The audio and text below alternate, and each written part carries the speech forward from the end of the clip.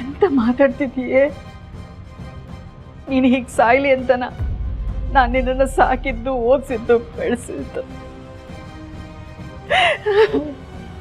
ಹೌದಮ್ಮ, ನನಗೋಸ್ಕರ ಎಲ್ಲ ಕೊಟ್ಟಿದ್ದೀರಾ.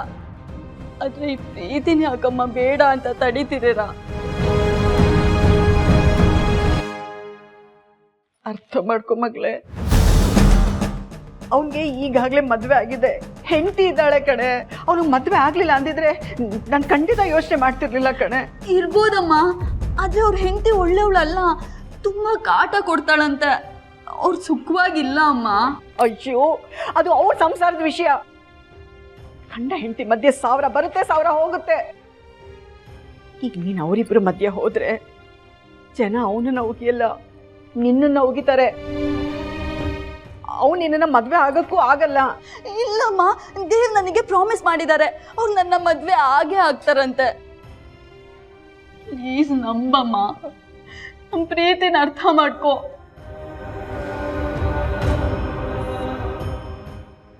ದೇವ್ನ ಬಿಟ್ಟು ಬದುಕೋ ಶಕ್ತಿ ನಂಗಿಲ್ಲ ಅಮ್ಮ.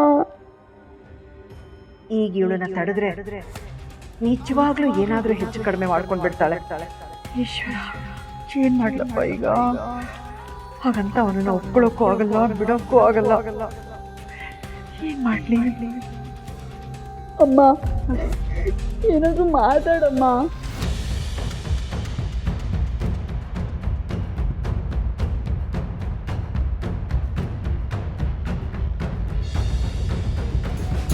ಹಾ ಲೀಲಾ, ಮೇಕಪ್ ಇಲ್ದೆ ಮಿಣ ಅಂತ ಮಿಂಚ್ತಾ ಇದ್ಯಾ.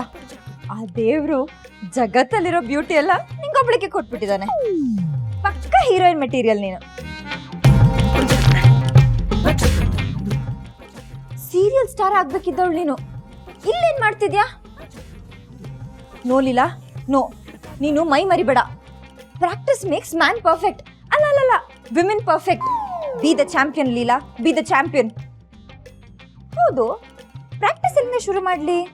ಯಾರಿಂದ ಶುರು ಮಾಡ್ಲಿ?